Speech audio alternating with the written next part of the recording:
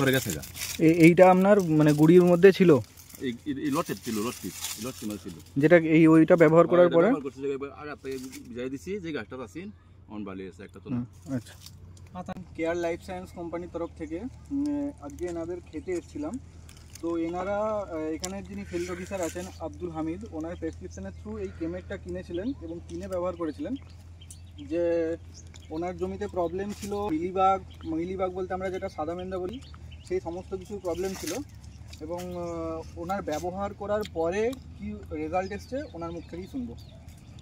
বলুন আপনি।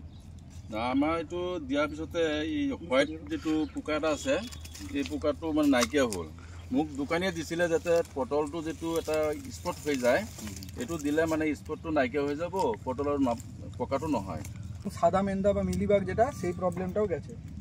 আপনার নামটাকে বলুন একটু। মোহাম্মদ রফুল আমিন। মোহাম্মদ রফুল আমিন। আর আপনি কি এটা ব্যবহার করে স্যাটিসফাইড, মানে আপনি কি খুশি হয়েছেন এটা ব্যবহার করে? না, এটা ব্যবহার করে একটা কারণ লাগে খুশি হয়েছেন বলতে কি রেজাল্ট পেয়েছেন? ভালো রেজাল্ট পেয়েছি। একটা বস্তু যেটা পোকা ছিল যেটা লাগিয়ে দিয়েছিলাম, এটা আমি রেজাল্ট পাইছি, এটা গেছে।